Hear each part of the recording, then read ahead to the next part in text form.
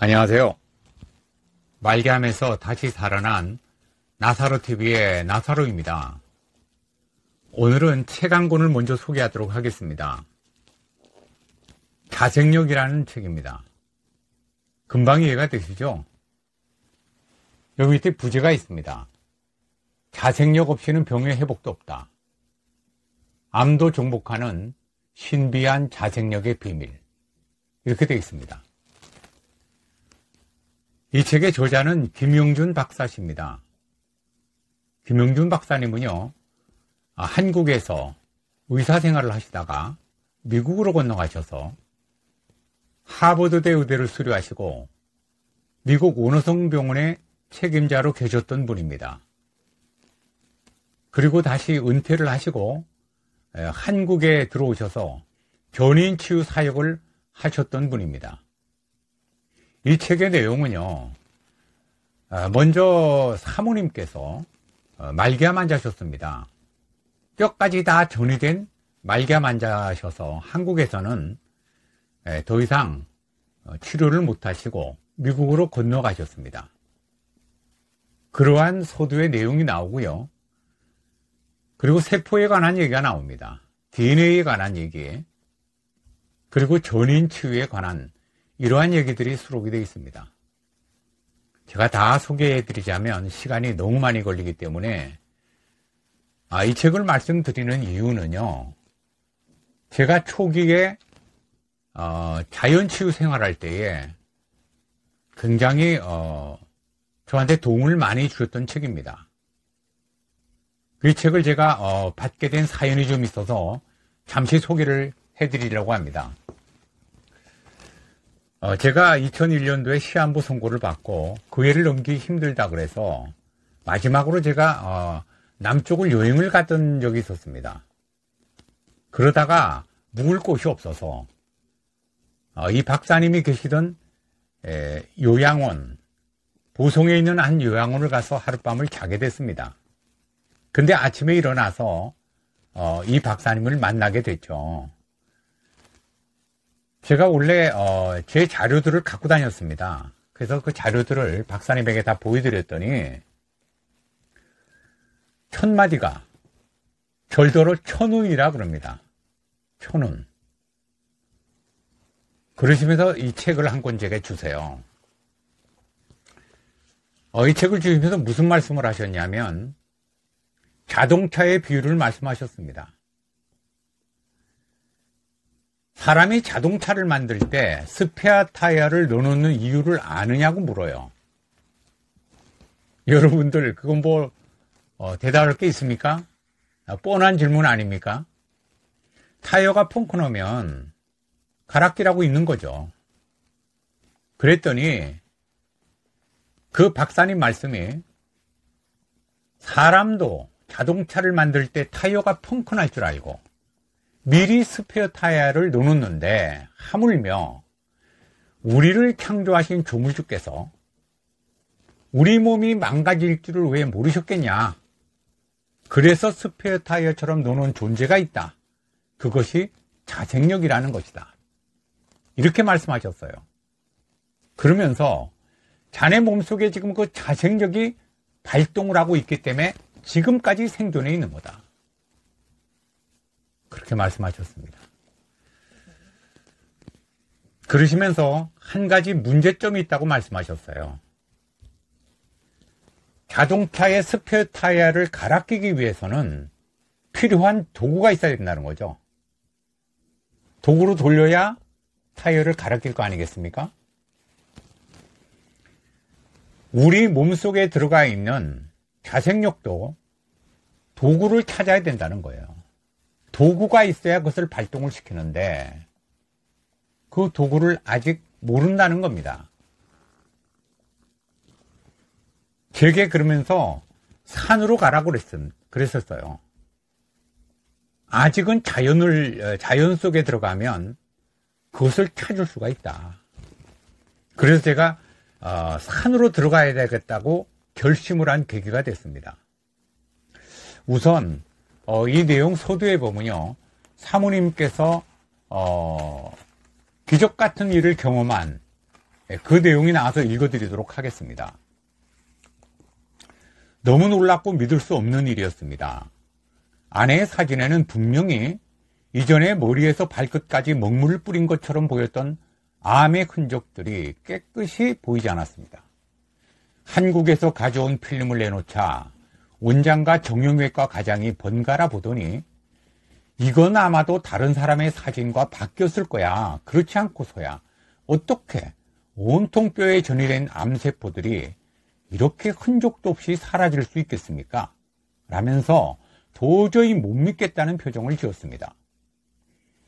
아무리 훑어봐도 암세포는 흔적도 없이 사라졌습니다. 나는 미칠 듯이 기뻤습니다. 아내가 살아났다는 소문은 삽시간에 병원 내로 퍼져나갔습니다. 하지만 그 누구도 저 자신도 알 수도 없고 설명할 수도 없는 신기한 현상이었습니다. 나는 아내를 안고 덩실덩실 춤을 추었습니다. 이 사건이 전인 치유를 하셔야 되겠다는 그런 결정을 하게 된 중요한 사건이었다고 말씀하십니다. 그러시면서 여기에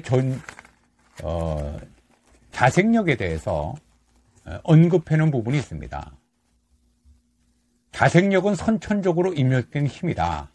모든 사람은 태어날 때부터 자생력을 지니고 태어나는데 이는 각자의 의식이나 감각의 인지됨이 없이 홀로 생명을 보호하여 수명을 다하게 하는 원동력이며 조물주께서 인간에게 값없이 주신 선물입니다. 대체의학과 자연치유의 기본 원리도 인체는 선천적으로 재생할 힘을 가지고 있으며 이 힘은 적당한 자연환경 속에 있을 때 인체를 원상으로 복구할 수 있다는 자생력의 바탕을 두고 있습니다. 이렇게 기록을 해놨습니다. 책의 내용을 두루 이렇게 살펴보게 되면요, 참 난해한 말들이 많이 나옵니다. 한 가지가 더 있어서 좀 소개를 또 드릴게요. 우리가 다 알고 있는 내용들입니다. 의료과학이 발전하는데도 환자는 왜 더 많아질까요? 내가 미국으로 떠난 것은 1970년 초였습니다. 당시에 한국에는 의과대학이 4곳뿐이었습니다. 그런데 지금은 10배로 늘었습니다. 따라서 의사의 수도 40배나 늘었습니다. 의과대학의 교육 수준은 선진국 수준에 와 있습니다. 각 병원의 장비들도 선진국 수준입니다. 수술 실력도 선진국에 뒤지지 않습니다. 진단기기도 완벽하고 제약기술도 결코 뒤떨어지지 않습니다. 무엇을 보아도 선진국가에 비해 손색이 없습니다. 이런 환경이라면 당연히 환자 수가 줄어들어야 할 텐데 어째서 병원마다 만원일까요? 이와 같은 현상은 미국도 마찬가지입니다. 의학이 놀랍게 발전하고 현격하게 발전했음에도 불구하고 왜 환자는 늘어만 가는 것일까요? 입원 환자의 치료 날짜가 단축되기는커녕 더욱 연장되고 병원 내의 감염증과 사망자의 비율은 점점 높아가고 있습니다. 이러한 현상은 병을 앓고 있는 환자가 달라졌다는 사실을 나타냅니다. 병을 이겨내는 자생력이 형편없이 약해졌다는 말입니다. 이해가 되시죠? 이 말의 뜻은 우리가 다 공감하고 있는 부분입니다. 같은 의사, 같은 진단을 받은 병명의 환자가 같은 병실에서 입원해서 같은 치료를 받아도 한 사람은 병세가 호전되어 건강을 되찾고 한 사람은 병세가 악화되는 이유는 무엇일까요? 한의원에서 받은 처방이나 병원에서 주는 주사와 약제도 그것이 간직하고 있는 주성분이 병이 진행되고 있는 세포에 가서 3차원적인 반응을 일으켜 병리학적 변화와 생리학적 원상 상태로 되돌려야만 병이 호전되는 것입니다. 다시 말하여 병을 낫게 하는 약이 목구멍만 통과한다고 해서 그 사명을 완수하는 것은 아니라는 말입니다. 주사제도 몸 안에 주입한다고 해서 본래의 약효를 나타내는 것은 아닙니다. 그 어떤 약이나 주사제도 병든 세포 속으로 들어갈 수 있어야 약효를 발휘하는 것입니다. 세포가 그 약물을 받아들이지 않으면 약은 아무 일도 하지 못합니다. 그리고 예일대학 분자 생리학 교수인 도널드 엥겔만의 연구 결과를 적어놨습니다. 1996년 12월 13일자 사이언스지에 발표를 했는데요. 어떤 물질도 세포 속으로 들어가기 위해서는 반드시 특수 단백질의 도움을 받아야 세포막을 통과할 수 있다는 사실을 증명했습니다. 이 말을 다시 정리했습니다. 약은 세포막을 통과해서 세포 속으로 들어가는데 이때에 수용체의 도움 없이는 이런 과정이 이루어지지 않는다는 것입니다.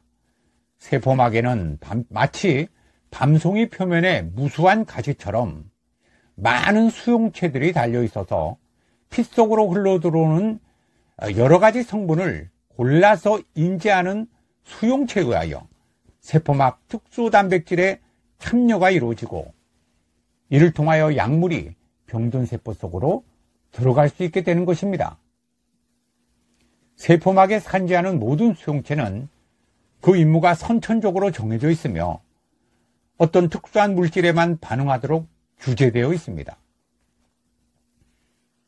어떤 수용체는 당분에만, 어떤 수용체는 단백질에만, 어떤 수용체는 지방에만, 어떤 수용체는 철분에만, 어떤 수용체는 비타민에만, 이처럼 모든 수용체는 전문적인 동시에 여럿이 함께 협동할 줄도 아는 필요에 의해서 스스로 구별해서 처리하는 자생력의 일부인 것입니다.